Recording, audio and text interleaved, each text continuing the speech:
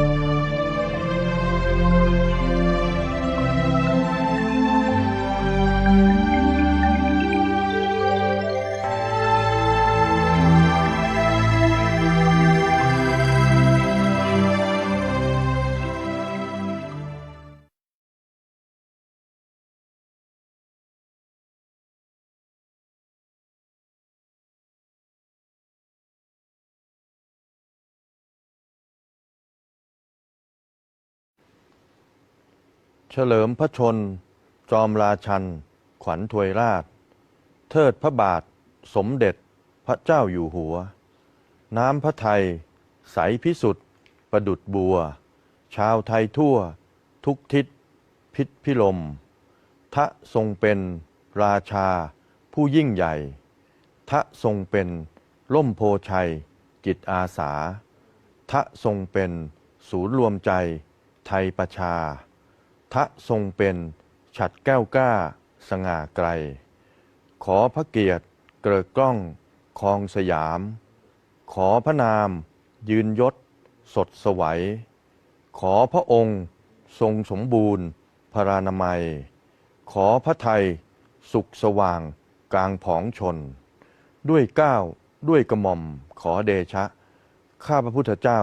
นายวิวัฒน์อินไทยวงศ์ผู้ว่าราชการจังหวัดลำปางพร้อมด้วยข้าราชการตุลาการทหารตำรวจข้าราชการพลเรือนลูกจ้างพนักงานเจ้าหน้าที่และประสบนิกรชาวจังหวัดลำปางทุกหมู่เหล่า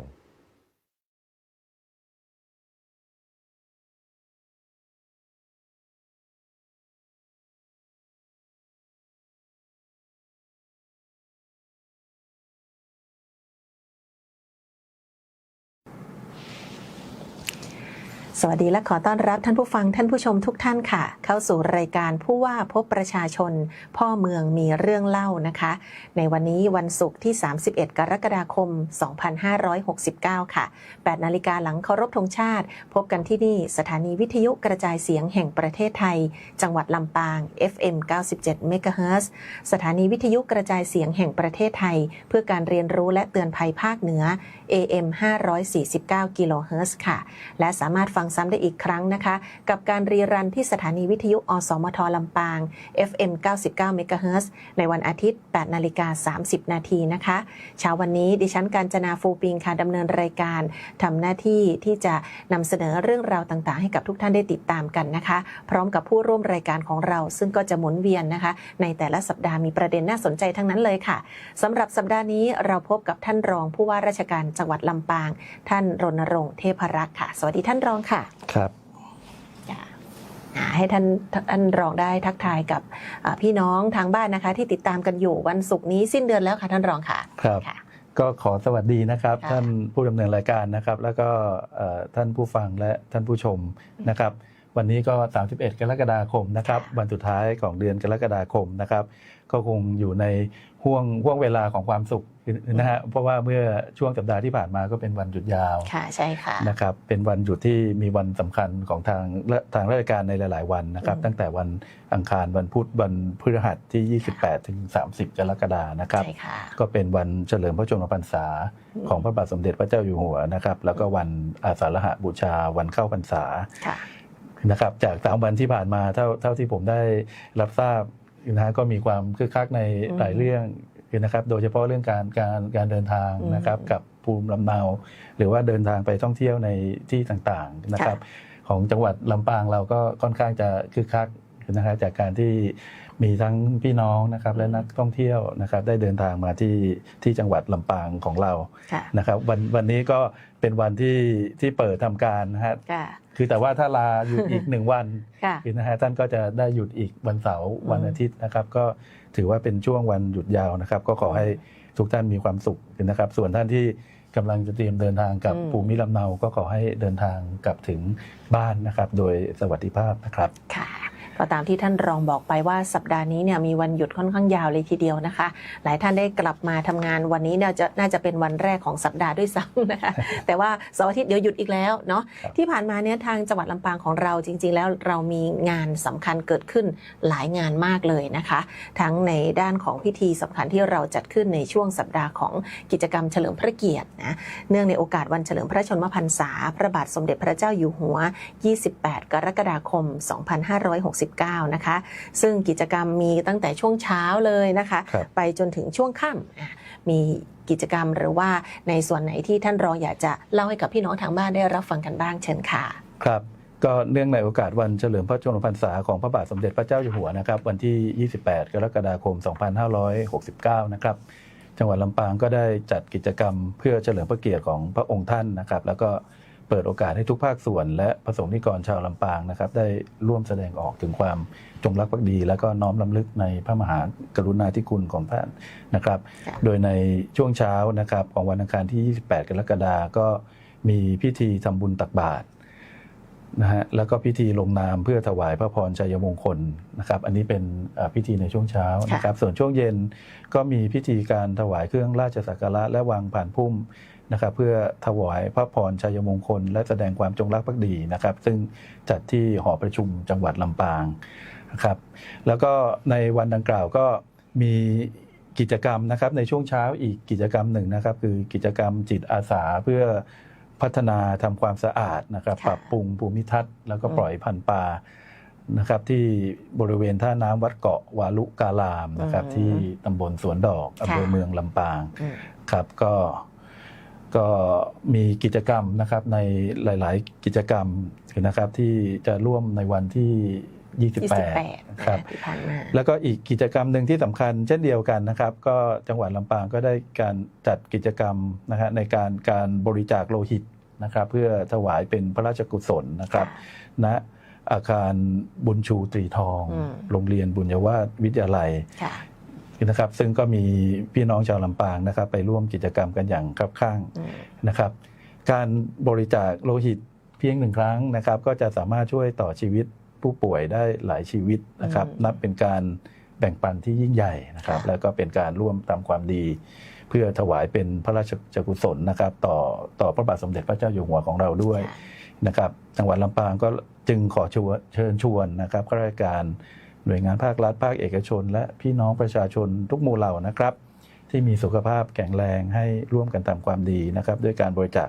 โลหิตอวัยวะและดวงตานะครับเพื่อร่วมแสดงถึงพลังแห่งความจงรักภักดีและสืบสานการทำความดีเพื่อประโยชน์ของส่วนรวมนะครับซึ่งหลังจากวันที่ 28 ก็สามารถจะทำความดีได้อย่างต่อเนื่องนะฮะอาจจะไปติดต่อที่โรงพยาบาลหรือสถานที่รับบริจาคโลหิตของสภากาชาดไทยได้นะครับค่ะอย่างเช่นที่ธนาคารโลหิตของโรงพยาบาลลำปางนะคะบางท่านเนี่ยบริจาคกันทุก3 เดือนเลยค่ะท่านรองดีมากๆเลยนะคะอันนี้ก็จะเป็นรายละเอียดของกิจกรรมที่เราจัดขึ้นในวันที่ 28 กรกฎาคมที่ผ่านมานะคะแต่ในส่วนของการบริจาคโลหิตอย่างที่เราบอกไปท่านก็ยังทำได้ต่อเนื่องบางที28ที่ผ่านมาเนี่ยร่างกายอาจจะยังไม่พร้อมนอนหลับพักผ่อนยังไม่เต็มที่อย่างเงี้ยนะคะฟังรายการของเราวันนี้แล้วนะคะก็ตรวจเช็คร่างกายแล้วก็สามารถไปบริจาคได้บางช่วงก็จะมีผู้ป่วยที่เขาขอรับบริจาคโลหิตมาเหมือนกันนะคะเราก็ช่วยกันประชาสัมพันธ์ให้เนาะเพราะบางรายต้องการโลหิตจำนวนมากนะคะดังนั้นคลังธนาคารโลหิตของเราเนี่ยก็ยังคงมีปริมาณโลหิตที่เขาเรียกว่าบางช่วงเนี่ยก็ไม่ค่อยเพียงพอนะก็ช่วยกันบริจาคนะคะถือว่าเป็นการทำการกุศลในอีกรูปแบบหนึ่งแล้วกันนะคะครับและก็อีกหนึ่งกิจกรรมนะครับเนื่องในวันเฉลิมพระชนมพรรษาของพระบาทสมเด็จพระเจ้าอยู่หัวนะครับที่จังหวัดลำปางได้จัดขึ้นนะครับคือกิจกรรมมอบอาหารนะครับให้กับช้างต้นช้างสำคัญและช้างในพระอุปถัมภ์นะครับของพระบาทสมเด็จพระเจ้าอยู่หัว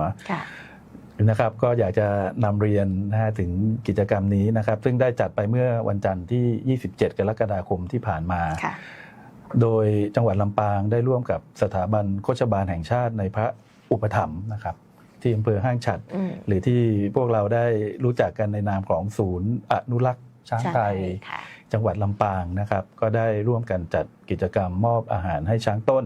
ช้างสำคัญและช้างในพระอุปถัมภ์นะครับณโรงช้างต้นของสถาบันโฆษบาลแห่งชาตินะครับเพื่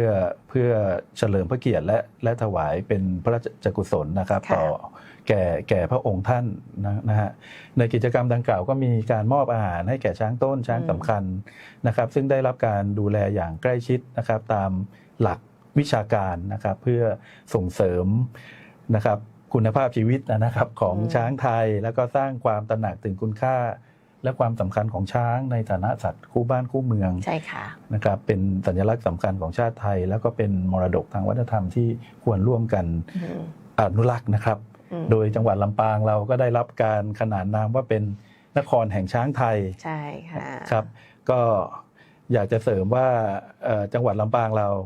คือนะฮะก็พร้อมให้การต้อนรับนะครับพี่น้องประชาชนนักท่องเที่ยวนะครับที่สนใจจะร่วมสัมผัสบรรยากาศแห่งการอนุรักษ์ช้างไทยนะครับแล้วก็ร่วมเป็นกำลังใจให้กับเจ้าหน้าที่ผู้ปฏิบัติงานด้านการดูแลช้างเนี่ยก็สามารถจะมาท่องเที่ยวมาแวะเยี่ยมชมที่ศูนย์อนุรักษ์ช้างไทยจังหวัดลำปางเราที่อำเภอห้างฉัตรได้นะครับมีกิจกรรมหลากหลายที่น่าสนใจนะครับเช่นการนั่งช้างชมธรรมชาตินะครับการชมช้างเล่นน้ำนะครับการให้อาหารช้างแล้วก็เยี่ยมชมโรงพยาบาลช้างนะครับซึ่งท่านก็จะได้สัมผัสอย่างใกล้ชิดนะครับกับช้างในบรรยากาศของธรรมชาตินะครับก็ขอเชิญชวนนะครับโดยศูนย์อนุรักษ์ช้างไทยเราเปิดทุกวันนะครับตั้งแต่ 8:30 นนะครับตอนเช้าถึง15.30 นะครับบ่าย 3:30 นนะครับโดยสามารถขอรายละเอียดเพิ่มเติมนะครับได้ที่ศูนย์บริการนักท่องเที่ยวนะครับที่เบอร์โทร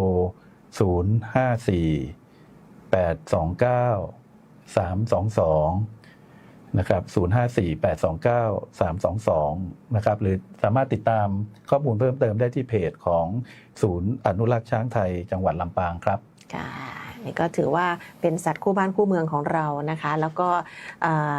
ทางด้านของช้างต้นช้างสำคัญช้างในพระอุปถัมภ์เนี่ยนะคะตอนนี้ได้รับการดูแลอย่างใกล้ชิดท่านรองเองก็ได้ร่วมในพิธีเมื่อวันที่ 27 กรกฎาคมที่ผ่านมานี้ด้วยนะคะครับใช่ครับก็นำบรรยากาศมาเล่าสู่กันฟังเนาะละค่ะในห่วงเดือนนี้ก็ยังมีกิจกรรมสำคัญต่อเนื่องอีก1วันนะคะ30 กรกฎาคมที่ผ่านมาทางจังหวัดลำปางของเราพร้อมกับทุกๆจังหวัดก็มีการร่วมกันจัดพิธีบำเพ็ญกุศลนะคะวาระครบ50 วันหรือปัญญาสมวานนะคะแห่งการสิ้นพระชนถวายเป็นพระกุศลแด่สมเด็จพระเจ้าลูกเธอเจ้าฟ้าพัชรกิติยาภานเรนทิราเทพยวดีกรมหลวงราชสารินีสิริพัฒน์มหาวัชรราชธิดาค่ะเชิญท่านรองค่ะครับ เมื่อวันที่ 30 เดือนกรกฎาคมที่ผ่านมานะครับ จังหวัดลำปางก็ได้จัดพิธีบำเพ็ญกุศลนะครับในวาระครบ 50 วันนะครับหรือปัญญาสมวานแห่งการสิ้นพระชนม์เพื่อถวายเป็นพระราชกุศลนะครับแด่สมเด็จพระเจ้าลูกเธอเจ้าฟ้าพัชรกิติยาภานเรนทิราเทพยวดีกรมหลวงราชสารินีสิริพัฒน์มหาวชรราชธิดานะครับซึ่งได้จัดขึ้นณวัดพระแก้วดอนเต้าสุชาดารามนะครับพระอารามหลวงอำเภอเมืองจังหวัดลำปางนะครับโดยมีข้าราชการหน่วยงานภาครัฐภาคเอกชนและพี่น้องประชาชนชาวจังหวัดลำปางพร้อมใจกันเข้าร่วมพิธีเพื่อแสดงความอาลัยและน้อมรำลึกในพระมหากรุณาธิคุณนะครับแก่พระองค์นะครับโดยพร้อมเพรียงกันนะครับซึ่งในโอกาสดังกล่าวก็ครบรอบ50 วันแล้วนะครับนับตั้งแต่ที่พระองค์ท่านได้สิ้นพระชนม์นะครับแต่ว่าพวกเราปวงชนชาวไทยและชาวจังหวัดลำปางก็ได้รำลึกถึงท่านนะครับมาโดยตลอดนะครับนี่ก็เป็นกิจกรรมที่จัดขึ้นเป็นที่เรียบร้อยนะคะแล้วก็ทางท่านผู้ฟังอีกหลายท่านก็ได้รับฟังการถ่ายทอดเสียงรวมไปถึงการถ่ายทอดสดทางโทรทัศน์รวมการเฉพาะกิจแห่งประเทศไทยไปเมื่อวันที่30 กรกฎาคมเช่นเดียวกันค่ะในวันนี้นะคะในวันนี้31 กรกฎาคม 9:55 นาทีก็จะมีการถ่ายทอดเสียงพระราชพิธีทรงบำเพ็ญพระราชกุศลปัญญาสมวาน50 วันนะคะในการพระราชพิธีทรงบำเพ็ญพระราชกุศลพระศพสมเด็จพระเจ้าลูกเธอเจ้าฟ้าพัชรกิติยาภานเรนทิราเทพยวดีกรมหลวงราชสารินีสิริพัฒน์มหาวชรราชธิดาค่ะ 9:55 นาทีจนเสร็จพิธีนะคะเชิญทุกท่านติดตามรับฟังได้ที่ FM 97 MHz ของเรารวมไปถึงทุกเครือข่ายที่ร่วมรับสัญญาณด้วยค่ะเอาละค่ะไปต่อนะคะท่านรองคะกับกิจกรรม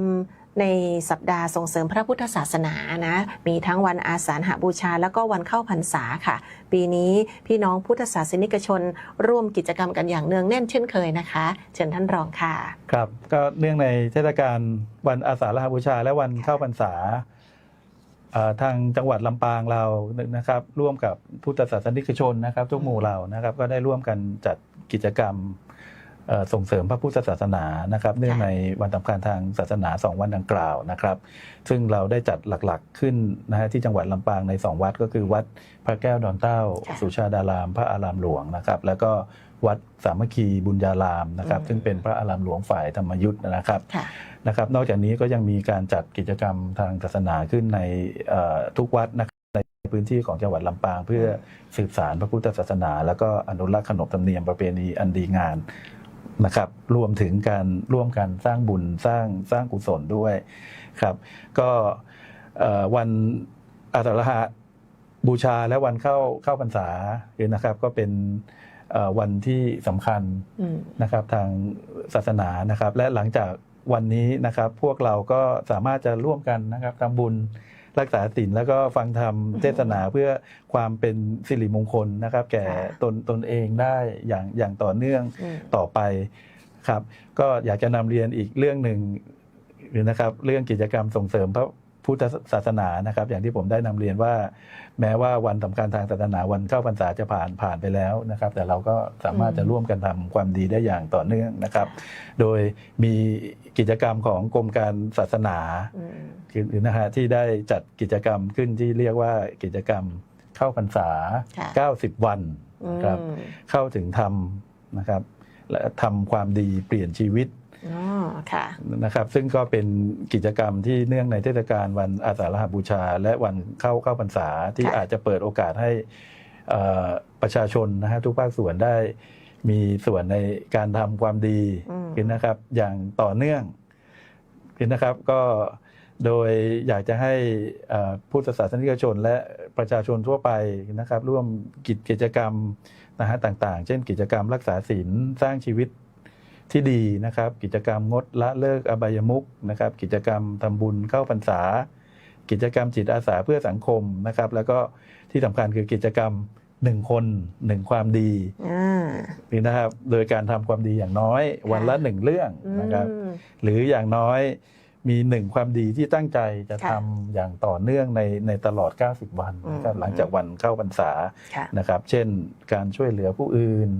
การพูดดีคิดดีทำดีอันนี้ก็เป็นเรื่องดีๆนะครับที่เราสามารถจะทำได้ในชีวิตประจำวันนะครับการรักษาสิ่งแวดล้อมนะครับการให้อภัยและแบ่งปันนะครับการดูแลพ่อแม่ผู้สูงอายุผู้ด้อยโอกาสนะครับอันนี้เราสามารถจะทำได้อย่างต่อเนื่องนะครับทางกระทรวงวัฒนธรรมนะครับโดยกรมการศาสนาเขาก็บอกว่าขอchallenge คือนะครับให้พี่น้องประชาชนได้เข้าร่วมนะฮะใน90วันนะฮะนับตั้งแต่นี้ก็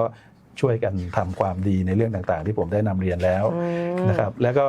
ทำความดีแล้วอย่าเก็บไว้คนเดียวนะครับท่านก็สามารถจะแชร์บอกเรื่องราวดีๆนะครับแล้วก็ชวนครอบครัวแล้วก็เพื่อนรอบข้างเนี่ยนะครับร่วมแชร์สิ่งต่างๆเนี่ยในช่องทางต่างๆให้เพื่อนๆให้พี่น้องได้รับทราบโดยทั่วกันนะครับก็ถือคติว่าทำความดีก็ไม่ต้องอายใครนะครับ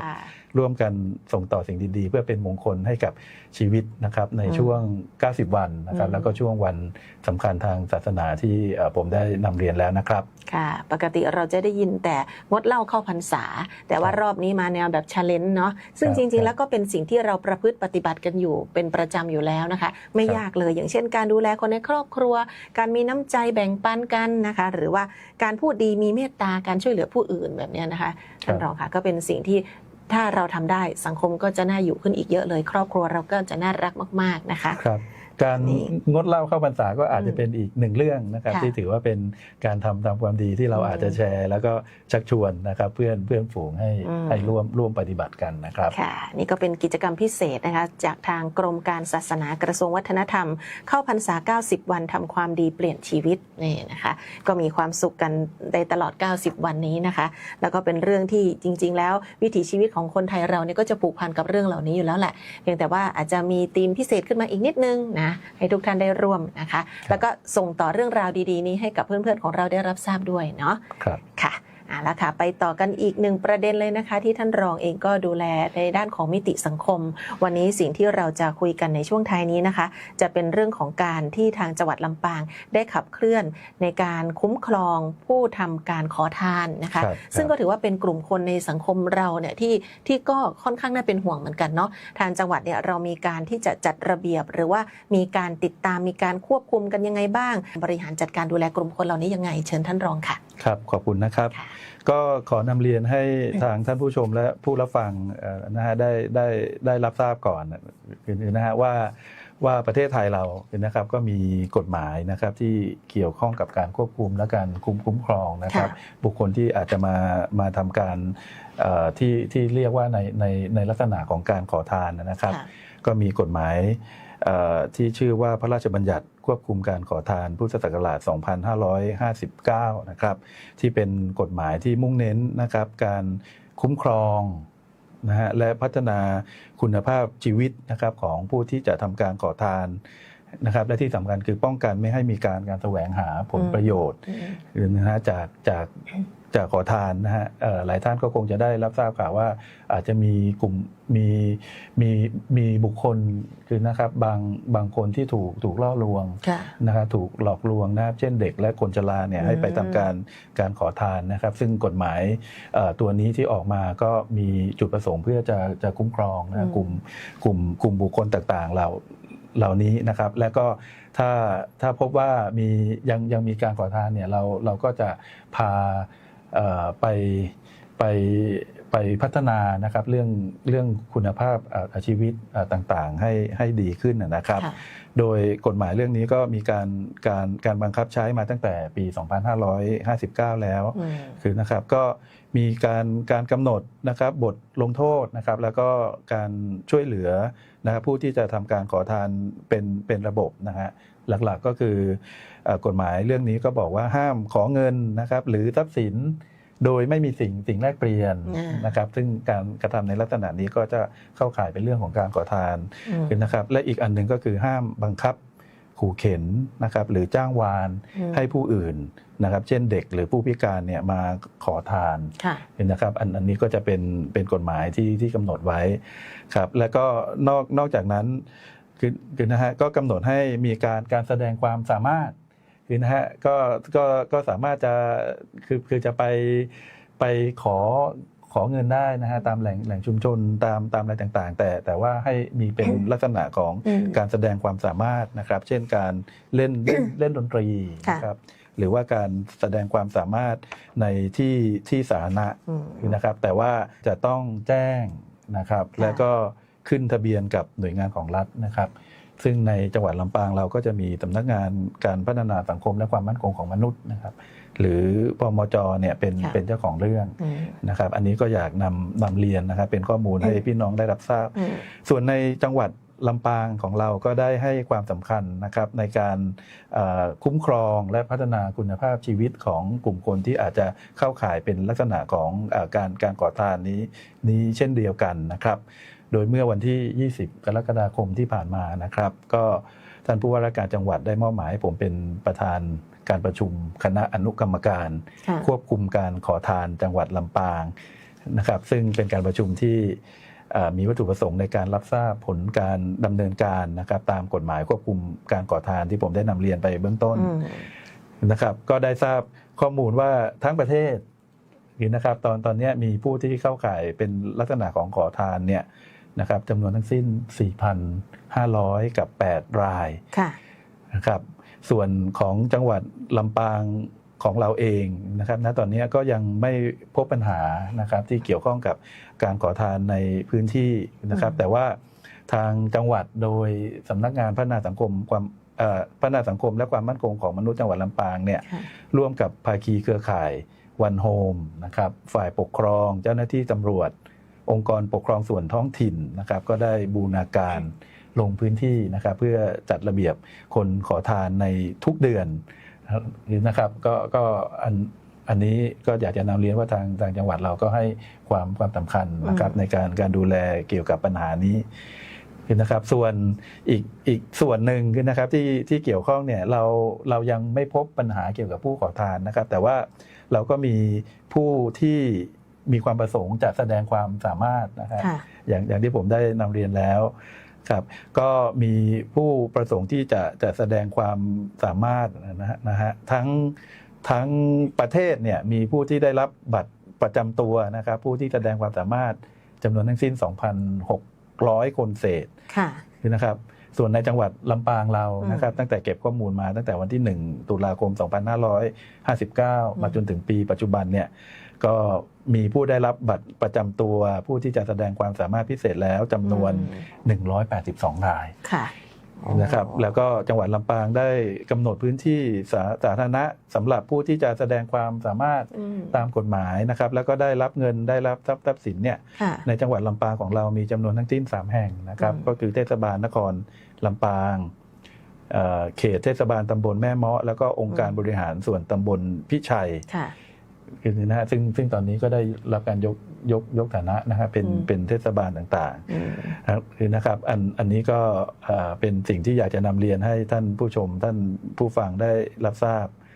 นะฮะถึงความเคลื่อนไหวนะครับของเรื่องที่ทางจังหวัดเรานะฮะได้ให้ความสำคัญแล้วมีอีกเรื่องหนึ่งนะฮะผู้ที่แสดงความสามารถเนี่ยคือนะฮะถ้าเป็นผู้ที่มีความสามารถมากจริงๆนะฮะเช่นมีความสามารถในเรื่องดนตรีหรือการแสดงต่างๆเนี่ยทางเราก็มีช่องทางนะครับที่จะส่งเสริมความสามารถโดยทางส่วนกลางก็จะมีเวทีที่เปิดโอกาสให้คนเหล่านี้ไปแสดงความสามารถแล้วก็มีการประกวดมีการได้รับเงินรางวัลด้วยนะฮะซึ่งทางจังหวัดเราถ้าค้นพบผู้มีความสามารถนี้เราก็จะดำเนินการส่งเสริมต่อไปครับอันนี้เป็นลักษณะอย่างเช่นถ้าสมมติเรายกตัวอย่างเช่นนักดนตรีที่เขาเปิดหมวกอย่างนี้ใช่ไหมคะท่านรองใช่ครับที่เขาบอกว่าเป็นผู้แสดงความสามารถเนาะแต่ว่าจะต้องมีบัตรใช่ไหมคะใช่ครับก็มีบัตรประจำตัวครับก็จะต้องมีบัตรประจำตัวโดยไปลงทะเบียนนะครับผู้มีความสามารถไว้เป็นข้อมูลนะครับซึ่งก็สามารถจะติดต่อได้ที่สำนักงานพัฒนาสังคมและความมั่นคงของมนุษย์นะครับจังหวัดลำปางได้นะครับแล้วอย่างนี้ถ้าสมมติทั่วไปถ้าสมมติว่าน้องๆที่เขาอยากจะหารายได้ สมมตินะคะเป็นรายได้ช่วงปิดเทอมหรือว่าวันหยุดอย่างเงี้ยเขาอยากจะไปเปิดหมวกร้องเพลงหรือว่าเล่นดนตรีอย่างเงี้ยค่ะทำได้ไหมคะหรือว่าต้องไปขออนุญาตแบบนี้ก่อนลักษณะเหมือนกันไหมคะครับก็ก็คงจะคล้ายๆกันนะฮะคือนะฮะถ้าเป็นไปได้ถ้ามีโอกาสที่จะมาลงทะเบียนกับภาครัฐก็เป็นเรื่องที่ดีนะครับหนึ่งก็คือทางภาครัฐก็จะมีข้อมูลของพวกเราในส่วนนี้ด้วยกับอีกส่วนหนึ่งที่ได้นำเรียนว่าถ้ามีน้องๆดูคนใดที่มีความสามารถเป็นพิเศษจริงๆเราก็จะได้มีข้อมูลเพื่อที่เป็นช่องทางที่เราจะส่งเสริมน้องๆได้นะครับต่อไปนะครับถ้าอยู่ในระบบก็ดีกว่าแล้วก็ทางจังหวัดเขามีพื้นที่สาธารณะไว้ให้แสดงความสามารถตามกฎหมายเลยอันนี้ถูกต้องเลยนะคะเทศบาลนครลำปางเทศบาลตำบลแม่เมาะอบต.พิชัยนะคะอันนี้นะเขามีโครงการที่ชื่อว่าเส้นทางจากถนนสู่ดวงดาวด้วยนี่โอ้โห Street to Star นะคะไม่แน่อาจจะมีช้างเผือกของเราอยู่ในนี้ก็ได้เนาะก็ทางสังคมแล้วก็ทางจังหวัดเราหน่วยงานต่างๆยังร่วมให้การสนับสนุนดูแลกลุ่มคนเหล่านี้นะคะให้เขามีเส้นทางเนาะมาถึงอีกหนึ่งประเด็นนะคะกับการประชุมการขับเคลื่อนแผนปฏิบัติการประชาสัมพันธ์แห่งชาติระดับจังหวัดนะคะของจังหวัดลำปางเราในปีงบประมาณ 2569 ค่ะต้องให้ท่านรองได้เล่าให้ฟังกันดีกว่าว่าในประเด็นของการประชุมเนี่ยเขาว่ายังไงกันบ้างแล้วก็การประชุมนี้มีความสำคัญต่อการประชาสัมพันธ์หรือว่าการทำงานร่วมกันในทุกภาคส่วนนั้นอย่างไรที่จะสื่อสารไปยังพี่น้องประชาชนนะคะเชิญค่ะครับขอบคุณครับก็อยากจะนำเรียนว่าทางจังหวัดลำปางเรานะครับก็ได้ให้ความสำคัญกับงานทางด้านการประชาสัมพันธ์เป็นอย่างยิ่งนะครับจริงๆงานด้านนี้ก็เป็นงานที่สำคัญนะครับในทุกหน่วยงานนะฮะคือเพราะว่าท่านทำงานไปทุกอย่างแล้วนะฮะช่องทางการสื่อสารนะครับเรื่องผลงานนะฮะของการทำงานนะครับหรือว่าช่องทางการสื่อสารข่าวสารเรื่องต่างๆเรื่องข้อมูลเรื่องอะไรต่างๆที่จะนำลงไปสู่พี่น้องประชาชนให้ได้รับทราบเนี่ยมันก็เป็นเรื่องที่สำคัญนะครับโดยจังหวัดลำปางเรานะครับก็ได้จัดให้มีการประชุมคณะอนุกรรมการประชาสัมพันธ์แห่งชาติในระดับของจังหวัดนะครับของจังหวัดลำปางเราเมื่อวันที่20เดือนกรกฎาคมที่ผ่านมาครับก็ในที่ประชุมหลักๆก็มีการพูดคุยกันนะฮะว่าทำอย่างไรเราจะพัฒนานะครับการสื่อสารข้อมูลข่าวสาร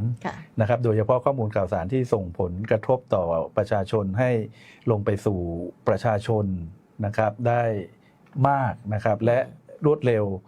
นะครับโดยใช้สื่อทุกช่องทางนะครับทั้งสื่อกระแสหลักสื่อดิจิตอลนะครับและเครือข่ายประชาสัมพันธ์ในระดับพื้นที่นะครับเพื่อให้สามารถเผยแพร่ข้อมูลข่าวสารนะครับได้อย่างรวดเร็วทันสถานการณ์ครอบคลุมและเกิดประโยชน์สูงสุดต่อประชาชนนะครับในที่ประชุมวันนั้นก็ได้พูดถึงช่องทางการสื่อสารนะครับซึ่งดูพวกเราก็คงทราบว่าในปัจจุบันเนี่ยมีช่องทางสื่อสารในหลายเรื่องนะฮะที่สำคัญก็จะมีสื่อกระแสหลักสื่อโซเชียลสื่ออะไรต่างๆที่สามารถจะเข้าถึงพี่น้องประชาชนได้อย่างรวดเร็วนะครับอันนี้เราก็มีการพูดคุยกันว่าทำอย่างไรนะครับถึงจะพัฒนาในระบบนี้ให้มันดียิ่งขึ้นนะครับคือเพราะว่าช่องทางต่างๆเหล่านี้การสื่อสารนะครับถ้าออกมาโดยภาครัฐเนี่ยมันก็จะเป็นศูนย์ข้อมูลที่มีความน่าเชื่อถือนะครับโดยที่ประชุมวันนั้นก็มีการพูดคุยว่าน่าจะมีการพัฒนาช่องทางหลักนะครับเช่นเพจต่างๆนะครับของภาครัฐให้มันทันสมัยนะครับและก็น่าเชื่อถือนะครับแล้วก็ทางฝ่ายเลขาก็ได้นำเรียนว่าทางภาครัฐเราเองก็มีความมุ่งมั่นที่จะพัฒนาในเรื่องนี้นะครับโดยเฉพาะอยากจะพัฒนาให้มีแพลตฟอร์มกลางนะครับที่เป็นศูนย์ข้อมูลของภาครัฐรวมนะฮะในเรื่องข้อมูลต่างๆข่าวสารต่างๆที่ภาครัฐจะนำเสนอนอกจากนั้นก็ยังเปิดโอกาสให้ภาคีเครือข่ายที่มาร่วมทำงานกับภาครัฐนะครับยกตัวอย่างเช่นภาคเอกชนต่างๆหอการค้าสภาอุตสาหกรรมการท่องเที่ยว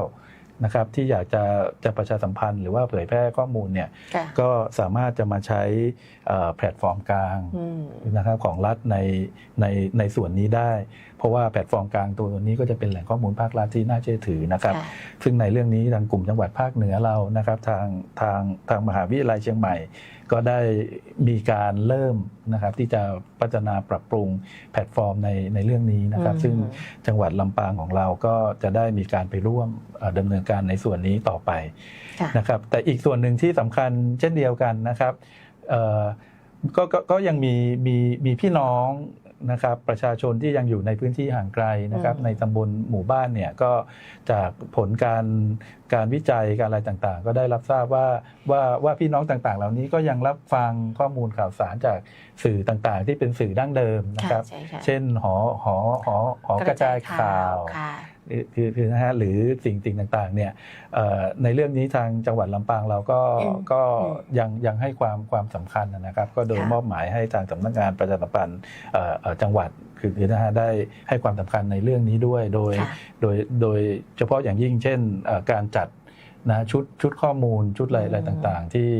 มันเป็นประเด็นที่ชาวบ้านนะครับอยากจะทราบเนี่ยถ้ามีประเด็นที่เป็นทางการแล้วก็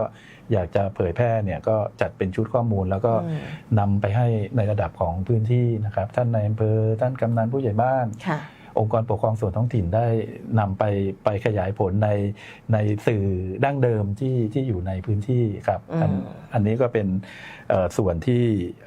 พวกเราก็จะได้ให้ความสำคัญแล้วก็จะพัฒนาในเรื่องการประชาสัมพันธ์นะครับต่อไปนะครับแล้วก็อีกส่วนหนึ่งที่ผมได้เน้นย้ำนะครับในที่ประชุมให้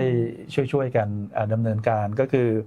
หลักของการประชาสัมพันธ์ที่สำคัญอีกอย่างหนึ่งเนี่ยคือนะครับเราก็อยากจะส่งเสริมให้พี่น้องประชาชนนะครับได้รู้เท่าทันและก็มีทักษะคือนะฮะในสื่อต่างๆที่เราเรียกว่าข่าวปลอมใช่ค่ะนะครับหรือเฟกนิวนะครับหรือการหลอกลวงของมิจฉาชีพต่างๆซึ่งในปัจจุบันเนี่ยเราพบปัญหาในเรื่องนี้เป็นอย่างมากครับซึ่งก็มีวิธีการมีเทคนิคต่างๆที่มิจฉาชีพมาใช้กับเราในหลายเรื่องแล้วก็มีผู้ที่ได้รับความเสียหายเนี่ยเป็นนะครับมากมายนะครับอันนี้ผมก็ได้เน้นย้ำนะในที่ประชุมว่าอยากจะให้ทางฝ่ายเลขานะครับคือสำนักงานประชาสัมพันธ์ของจังหวัดเนี่ยช่วยสร้างภาคีเครือข่ายนะครับโดยเฉพาะอย่างยิ่งหน่วยงานที่รับผิดชอบเกี่ยวกับเรื่องเฟกนิวที่เกิดเหตุบ่อยเนี่ย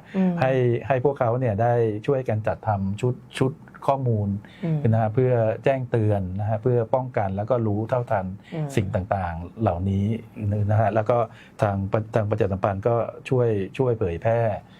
ไปในช่องทางต่างๆนะเพื่อให้พี่น้องประชาชนได้รับทราบนะครับแล้วก็จะเป็นการลดความเสียหายที่เกิดขึ้น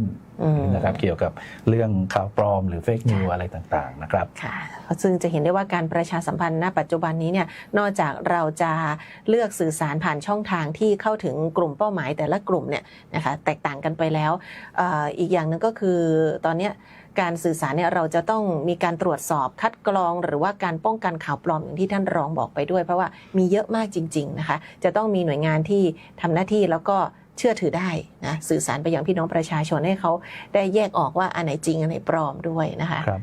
อย่างวันนี้รายการวิทยุของเราก็สื่อสารโดยหลักเลยเนี่ยให้กับพี่น้องผู้ฟังรายการวิทยุให้เขาได้มีโอกาสได้รับทราบว่าตอนนี้ทางจังหวัดของเราเนี่ยมีประเด็นการทำงานสำคัญอย่างไรบ้างที่อยากจะให้พี่น้องประชาชนได้รับทราบนะคะและเราก็ขยายผลต่อไปยังสื่อออนไลน์ของเราผ่าน Facebook Live ให้กับพี่น้องที่รับชมผ่านสื่อออนไลน์ถ้าหากว่าท่านไม่สะดวกรับชมในเวลาที่เราออกอากาศสด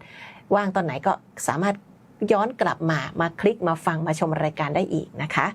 เอาละค่ะมาถึงช่วงสุดท้ายนี้ค่ะท่านรองค่ะเดี๋ยวเราจะมีผู้ร่วมรายการที่วันนี้คุยกันเรื่องสุขภาพนิดนึงใช่ไหมคะท่านรองอยากจะให้ได้นำเสนอประเด็นอะไรสัปดาห์นี้ครับ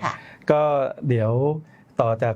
ผมนะครับผมก็ได้เชิญท่านนายแพทย์สาธารณสุขจังหวัดลำปางนะครับมาพบปะกับท่านผู้ชมท่านผู้ฟังนะครับในเรื่องที่น่าจะเป็นประโยชน์แล้วก็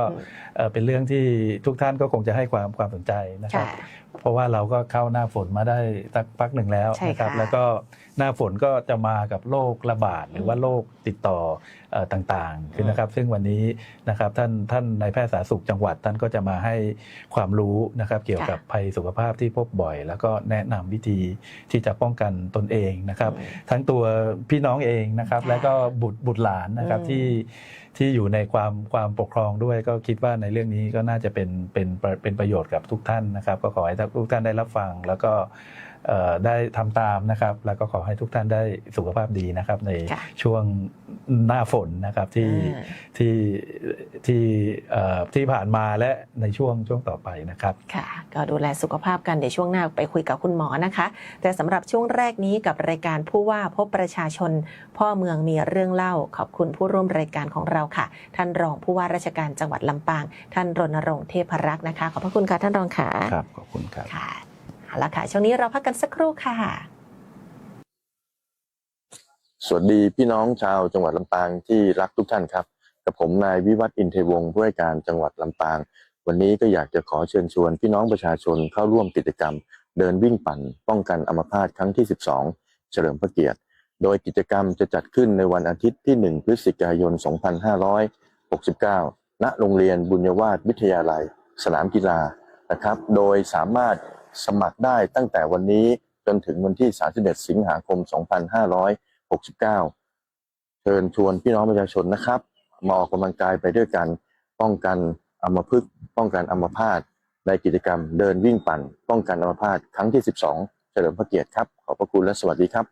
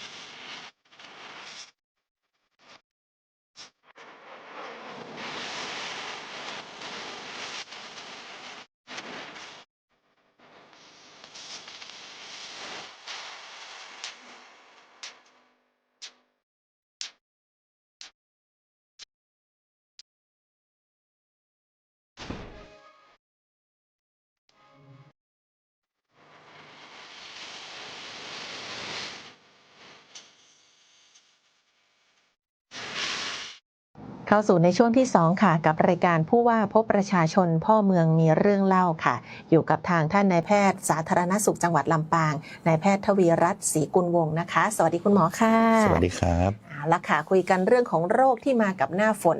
ซึ่งก็เป็นสิ่งที่พี่น้องประชาชนนะคะตอนนี้น่าจะอย่างน้อยๆเนี่ยเป็นไข้เป็นหวัดกันบ้างเนาะไข้เลือดออกอะไรนะคะแต่จริงๆแล้วยังมีอีกหลายโรคที่วันนี้เราอยากจะฝากความห่วงใยนะคะเชิญคุณหมอเลยค่ะ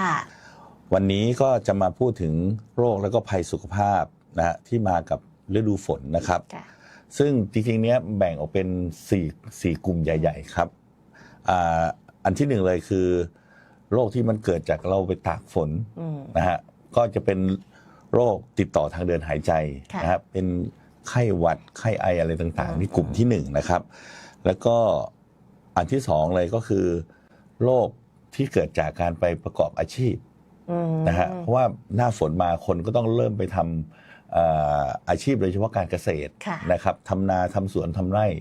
พวกนี้ก็จะมีเชื้อที่อยู่ในดินหรือว่าน้ำที่อยู่ในที่เราทำงานครับก็จะเป็นโรคที่เกิดจากการสัมผัสครับแล้วก็อันที่3ก็เวลามีฝนตกมามีน้ำขังก็จะมีแมลงนะฮะเกิดขึ้นนะครับถ้าเป็นในชุมชนบ้านเราก็คือลูกน้ำยุงลายครับก็จะเป็นโรคไข้เลือดออกนะฮะซึ่งอาจจะมาพูดสั้นๆนะครับแล้วก็ถ้าเป็นในบนเขาที่เราไปเที่ยวกันเนาะเพราะว่าช่วงนี้มีคนเดินทางเที่ยวเยอะมากนะครับก็จะเป็นตัวคุ้นหรือว่าริ้นดำนะครับนะถ้าเป็นลำปางเราก็จะมีเวลาคนไปเที่ยวที่อะไรฮะบนเขาไปปิกนิกไปอะไรต่างๆอย่างเช่นช่วงนี้คนไปเที่ยวภาคเหนือนี่เยอะหลายจังหวัดนะฮะลงข่าวเต็มไปหมดเลยพวกนี้ก็ต้องมีการป้องกันตัวหรือไม่ก็ต้องเข้าใจโรคมันนิดนึงนะครับแล้วก็อันสุดท้ายก็คงเป็นเรื่องของภัยสุขภาพที่มากับฝน นะครับ อย่างเช่นเรื่องของถ้าฝนตกมันก็จะมีเรื่องของถนนลื่นนะครับ โดยเฉพาะฝนที่ตกลงมาในบางพื้นที่ที่เขาเรียกว่ามีอะไรนะมีดินหรือโคลนไหลไปตามขอบถนนอะไรเงี้ยถ้าเราไปเหยียบเนี่ยก็จะลื่นได้นะฮะโดยถ้าว่าสมัยก่อนเนี่ยจะมียางพาราถ้ายางพาราเจอฝนเนี่ยจะมันทำให้เขาเรียกว่าแรงเสียดทานของถนนนี่ลดลงเยอะก็จะถนนลื่นได้นะครับอันนี้ถ้าเป็นเหมือนที่ต่างประเทศเนาะก็จะมีน้ำป่าไหลหลากคนที่ไปเที่ยวปิกนิกก็ลืมดูว่านอนอยู่ตั้งแคมปิ้งใกล้น้ำกลางคืนน้ำมันมาบางแห่งมันจะมีฝายที่เขากั้นอยู่เป็นช่วงอยู่บนเขาฝายเล็กๆนั้นมันอาจจะแตกได้แล้วมันก็ทำให้น้ำมันหลากลงมาจากเขาได้ครับแล้วก็ถ้าปริมาณน้ำเนี่ยที่มันฝนตกติดต่อกันยาวนานเนี่ยดินมันจะเก็บน้ำไว้ในดินถ้าถึงจุดหนึ่งมันจะทำให้เขาเรียกว่าดินสไลด์นะครับดินสไลด์ซึ่งมันก็มีเหตุที่ต่างประเทศนะฮะสงชิ่งเนาะที่เมืองจีนอย่างเงี้ยก็จะมีดินสไลด์ได้ของเราก็มีดินสไลด์เนี่ยถ้ามีอยู่ใกล้ที่คนตั้งชุมชนอยู่ก็ทำให้บ้านเรือนเสียหายหรือว่าถ้าดินสไลด์อยู่บนเขาเงี้ยมันก็จะทำให้ถนนช่องทางการจราจรเนี้ยถูกบีบถูกอะไรต่างๆครับ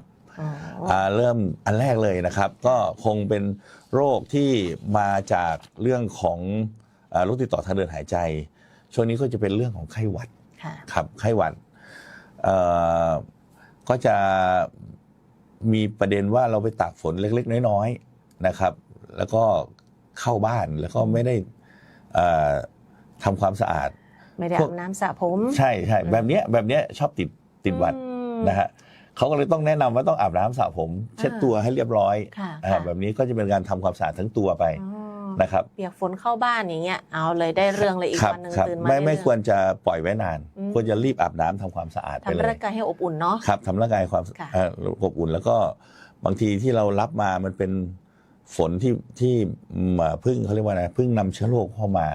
นะครับเราเปลี่ยนเป็นน้ำในบ้านที่เป็นน้ำสะอาดน้ำอะไรเนี่ยอาบน้ำเสร็จแล้วก็จะดีกว่าครับแล้วก็จะมีเรื่องของถ้าเป็นละอองฝนบางทีจะทำให้ลงไปถึงเป็นปอดอักเสบได้อ๋อค่ะเป็นไข้เป็นไอนะครับเพราะฉะนั้นก็สรุปว่าก็ฝนใหม่ๆจริงไม่อยากแนะนำนะครับเพราะว่ามันยังมีอะไรนะถ้าเป็นฝนนานๆแล้วเนาะมันก็จะชะล้างเชื้ออะไรต่างๆไปแล้วนะครับน้ำที่อยู่ตามที่เขาเก็บที่มาจากน้ำฝนน้ำแรกๆที่มันขุ่นมีเชื้อโรคจากหลังคาจากอะไรก็จะปล่อยไปก่อนน้ำสะอาดรอจนน้ำมันใสสะอาดดีเขาถึงค่อยเก็บนะครับก็ถ้าช่วงนี้มันก็จะมีบางคนที่เป็นหวัดเป็นไอเล็กน้อยแล้วก็ยังมาทำงานอยู่ก็ต้องระมัดระวังอาจจะต้องมีการใส่หน้ากากอยู่นะครับเพราะว่าช่วงนี้เขาจะเป็นช่วงที่ต้องป้องกันตัวนะครับอันที่สองคือโรคที่จากการทำงานโดยเฉพาะการทำงานเกษตรนะครับหลักๆเลยตอนนี้ก็จะมีอยู่2โรคนะฮะเขาเรียกว่าโรคฉี่หนูที่เราเคยรู้จักฉี่หนูกับอีกอันนึงก็คือโรคไข้ดินไข้ดินนี่เป็นยังไงเอ่ยไข้ดินนี่ชื่อมันจริงๆเนี่ยมันชื่อว่าไข้เมลิออยโดซิสซึ่งเชื้อชนิดนี้มันชอบอยู่ในดินนะดินที่เราไปทำนาไปทำการเกษตรเนี่ยนะฮะแล้วก็อาการแสดงมันออกมาได้หลายอย่างมากมันเป็นเชื้อที่มีอาการแสดงได้หลากหลายอาการเป็นแบบไข้ไอก็ยังมีเลยนะครับหรือว่าเป็นเหมือนเป็นแผลอย่างเงี้ยก็ได้เป็นโรคลำไส้ก็ได้แต่สิ่งที่มันอันตรายคือมันสามารถทำให้ติดเชื้อในกระแสโลหิตติดเชื้อในกระแสเลือดได้เป็นเซปซีดได้นะฮะแล้วเวลาเป็นเซปซีดจากเรื่องของเมลิออยโดซิสมันจะเขาเรียกว่าจับเชื้อได้ยากนะครับนี่มาจากการสัมผัสอย่างนี้ใช่ไหมคะท่านหรือว่ามาจากส่วนใหญ่ไปลุยเขาเรียกว่าอะไรนะไปลุยที่มันมีน้ำมีดินเวลาเราไปทำนาเบื้องต้นไปดำนาไปอะไรต่างๆพวกนี้สมมติมือเป็นแผลไปเจอใส่เชื้อโรคอะไรอย่างนี้เนาะใช่อันนี้ก็เน้นไปที่พี่น้องชาวนาเลยใช่ชาวนาเลยนะครับจริงๆถ้าเป็นโรคฉี่หนู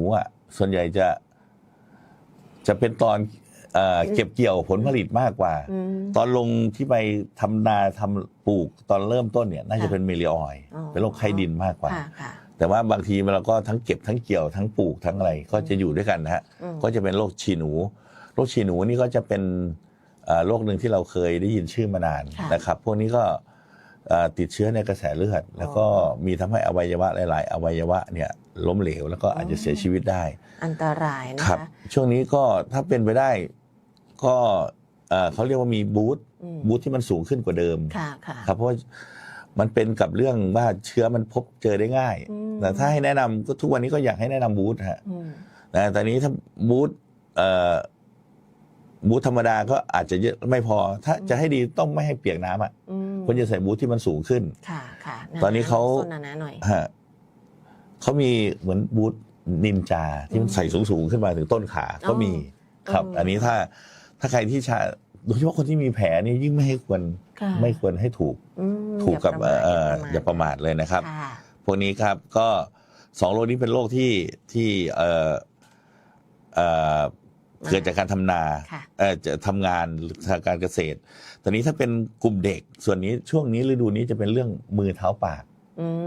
อ๋อใช่แพร่เชื้อได้ง่ายมากอย่างในศูนย์เด็กเล็กนี่โอ้โหเพียบเลยใช่นะฮะโรคมือเท้าปากก็อาการก็จะเกิดขึ้นที่มือที่เท้าที่ปากนี่แหละนะครับจริงๆก็จะเป็นเชื้อที่ติดต่อกันโดยการสัมผัสนะครับและตรงที่มันชอบมีการสัมผัสนะถ้าคิดถึงตอนที่เราไปเรียนประถมไหมเราจะอันที่1จับระเบียงอันที่2ไปจับตรงลูกบิดหรือว่าตรงประตูที่มันสูงเท่ากับเราอ่ะพอเราเดินเข้าไปในห้องไม่ว่าเข้าหน้าห้องหรือหลังห้องเราก็ชอบไปจับมุมโต๊ะใช่ไหมครับมุมโต๊ะเพื่อจะเดินเข้าไปในห้องพวกเนี้ยเขาก็พบว่าถ้าเดินขึ้นบันไดก็จะจับราวบันไดพวกเนี้ยถ้าเด็กคนไหนที่เป็นแล้วก็มาจับแล้วเพื่อนก็จะมาจับต่อมันก็เลยเกิดเหตุที่มันระบาดได้ง่ายในกลุ่มเด็กเล็กหรือว่าในศูนย์เด็กครับในกระทั่งของเล่นใช่ไหมคะใช่ของเล่นร่วมกันอะไรอย่างเงี้ยมันมีก็ถ้าเป็นไปได้ก็อยากให้แยกอุปกรณ์นะครับแล้วก็ถ้ามีเรื่องของการทำความสะอาดได้ก็จะดีแต่ว่าถ้ามีคนป่วยแล้วจริงๆก็จะมีเกณฑ์ฮะว่าเมื่อไหร่ควรจะหยุด1ห้องหยุด2ห้องหรือศูนย์เด็กอาจจะหยุดอะไรพวกนี้ไปปิดห้องทำความสะอาดก่อนทำความสะอาดก่อนครับอันนี้ก็เป็นโรคติดต่อจากการสัมผัสนะครับสำหรับโรคติดต่อโดยแมลงก็คงพูดเรื่องของไข้เลือดออกเป็นหลักนะครับไข้เลือดออกก็จะมีเรื่องของลูกหนังยุงลายนะครับจริงๆยุงนี่ก็จะมีหลายเชื้อนะครับแต่ว่าหลักๆเลยก็คือเชื้อไข้เลือดออกไข้เลือดออกเนี่ยจริงๆก็เขาเรียกว่าเชื้อโรคตัวเดียวกันแต่ว่าเวลาเอาไปยุงตัวเดียวกันเลยนะเชื้อตัวเดียวกันด้วยกัดหลายคนเนาะกัดเด็กกัดเด็กเล็กเด็กโตเด็กผู้ใหญ่อะไรเนี่ยอาการแสดงของแต่ละคนไม่เท่ากันครับไม่เท่ากันค่ะแล้วการเรียกชื่อไข้เลือดออกก็เรียกจากอาการแสดงเรียกจากผลเลือดกับอาการแสดงนะครับคือถ้าเป็นเล็กๆอย่างเงี้ยเขาเรียกเดงกีฟีเวอร์นะครับก็คือเชื้อมีไข้ต่ำๆนิดนึงแต่ถ้ามีมากขึ้นก็เป็นไข้เลือดออกพวกนี้ก็ต้องไปดูว่ามีเกล็ดเลือดเท่าไหร่รัดแขนขึ้นจุดเลือดออกไหมอะไรต่างๆแต่ถ้าหนักเลยเขาเรียกว่าเป็นเดงกีช็อกอันนี้เป็นโรคของไข้เลือดออกที่ช็อกแล้วก็เสียชีวิตความสำคัญของมันก็คือที่ผมบอกว่ายุงกัด1ตัวยุงตัวเดียวมีเชื้อเหมือนกันกัดหลายคนอาการแสดงไม่เท่ากันบังเอิญว่า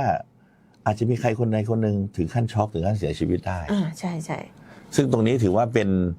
เรื่องที่เขาเรียกว่ามันคุ้มค่าต่อการป้องกันมากกว่าปล่อยให้ป่วยเพราะเราไม่รู้ว่าคนป่วยคนไหนจะไปจบที่ความรุนแรงเท่าไหร่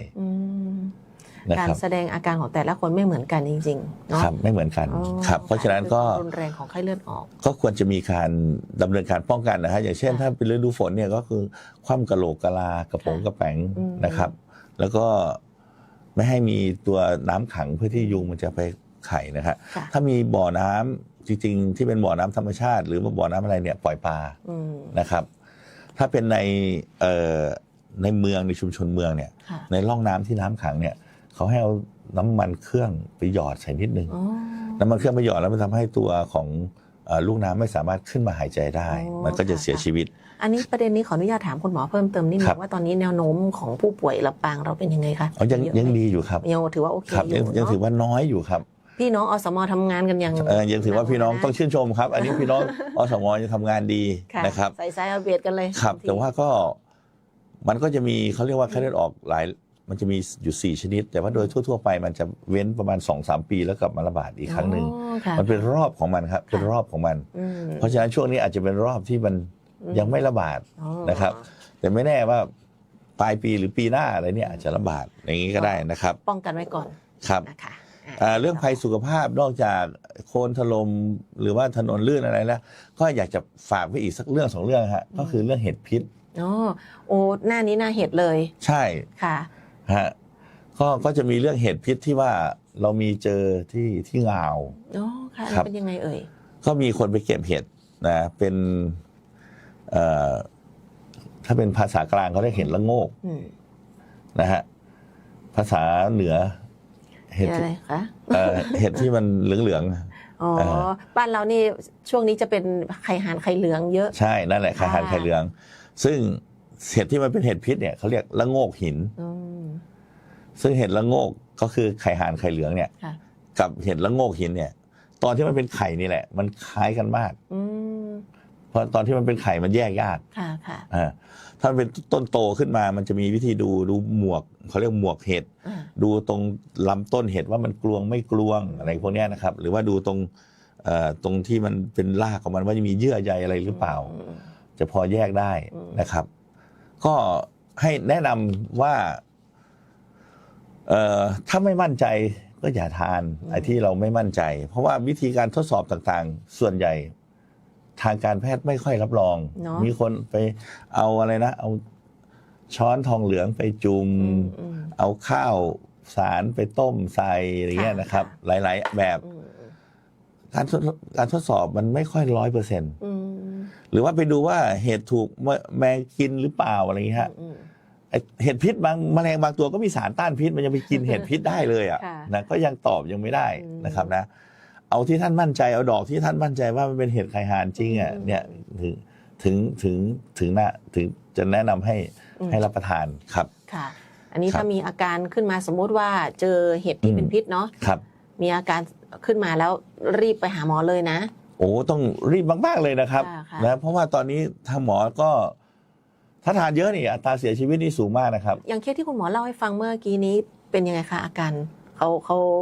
หนักไหมคะหนักครับถ้าอาการหนักก็จะมาเร็วมาด้วยท้องเสียนี่นะครับท้องเสียมีส่วนใหญ่ท้องเสียนี่คือมันลงไปถึงลำไส้แล้วแต่ว่าบางคนเนี่ยทานเข้าไปนี่ถึงแค่กระเพาะก็จะอ้วกออกมาเลยมาด้วยอาการเป็นพิษแล้วก็ไปดูปริมาณทานมากทานน้อยถ้าทานมากจริงก็เอาไม่ทันครับเราให้หมอหลายระดับนี่ก็เอาไม่ทันนะครับยิ่งชอบกินแกงเห็ดด้วยสิผมก็ชอบเหมือนกันต้องระวังนะคะครับสุดท้ายเนาะตัวขุ่นที่เล่าให้ฟังเนาะสุดท้ายตัวขุ่นอันนี้มันยังไงคะคุณหมออันตรายตัวขุ่นเนี่ยมันจะเป็นเขาเรียกว่าริ้นดำนะครับมันจะอยู่ตามป่าอยู่ขอบป่านะครับถ้าลำปางเราที่อาจจะมีโอกาสเจออย่างเช่นไปป่าเมี่ยงไปกิ่วฟินไปแจ้ซ้อนอะไรพวกนี้นะฮะหรือเข้าป่าไปจิ้งจ้องไปอะไรพวกนี้นะครับอาจจะเจอได้ก็ปกติมันจะมีเวลาที่มันออกมาหากินนะฮะมันจะออกช่วงเช้ากับช่วงเย็นเช้าเลยฮะกับช่วงเย็นนะครับแต่ถามว่าเวลาอื่นเจอไหมก็เจอก็เจออยู่ตัวมันก็จะเล็กกว่ายุงนิดนึงพอดีตัวเองเคยโดนมันกัดก็จะอาการเป็นยังไงคะคุณหมอต้องเล่าแล้วล่ะมันกัดมันก็จะกินเลือดนะก็ตีมันตายด้วยแหละเสร็จแล้วมันก็จะตัวเล็กๆกว่ายุงนิดนึงปัญหาของตัวขุ่นนี่คือมันจะคันหลังจากที่มันกัดเนี่ยประมาณสักวันต่อมากัดวันเนี้ยพรุ่งนี้เริ่มคันแล้วจะคันอยู่งั้นประมาณ 2-3 สัปดาห์โอ้คันหนักเลยนะครับคันหนักถึงกับว่าแบบยาแก้คันเอาไม่อยู่อ่ะเอาไม่อยู่นะครับบางคนต้องไปฉีดยาที่มันเป็นยาแก้แพ้ที่มันตัวแรงเลยอย่างเงี้ยถึงจะเอาอยู่นะครับมันก็ถ้าเป็นไปได้ก็อยากจะให้มีการป้องกันฮะพวกอะไรนะพวกซอฟต์เฟลพวกอะไรที่มันเป็นยาทากันยุงกย15อะไรพวกเนี้ยหรือว่ามันจะมีรุ่นเฉพาะของมันเลยก็ได้ฮะรุ่นป้องกันตัวขุ่นก็ทาผิวหนังทาอะไรได้นะครับหรือไม่ก็ใส่เป็นกางเกงขายาวเลยก็ได้ครับแล้วก็พ่นไปบนกางเกงขายาวอีกทีนึงเลยก็ได้ฮะเพราะว่าเวลากัดแล้วไม่คุ้มนะครับแล้วก็เท่าที่ไปศึกษามามีบางคนที่แบบว่าเป็นเขาเรียกว่าเป็นขั้นแพ้แรงๆถึงขั้นช็อกก็มี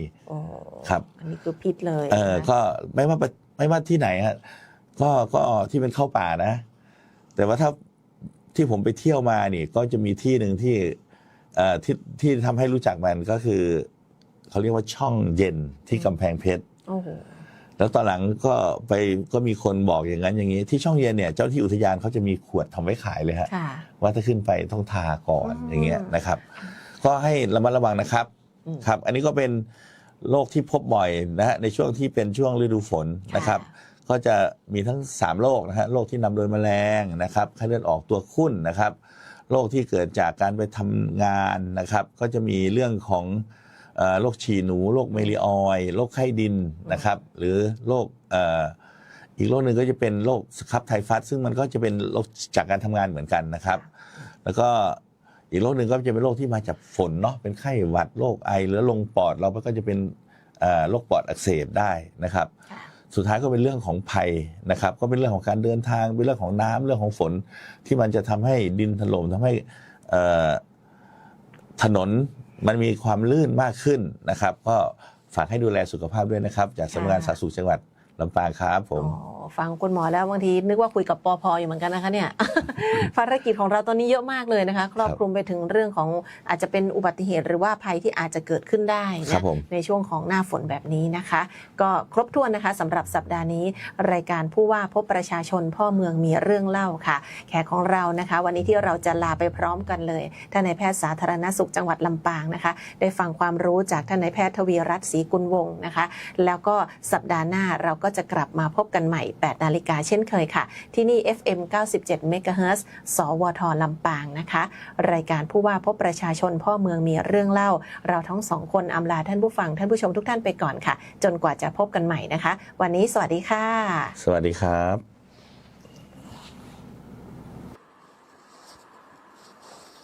พี่น้องชาวลำปางทุกท่านครับ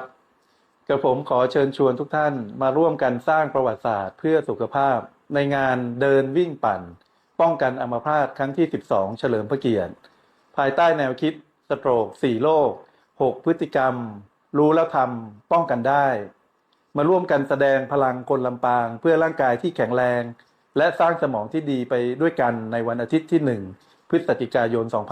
2569 ณ สนามโรงเรียนบุญยวาสวิทยาลัยครับตอนนี้เปิดรับสมัครแล้วตั้งแต่วันนี้ถึงวันที่ 31 สิงหาคมนี้เท่านั้นนะครับมาร่วมกันแสดงพลังคนรักสุขภาพและให้คนลำปางของเราแข็งแรงไปด้วยกัน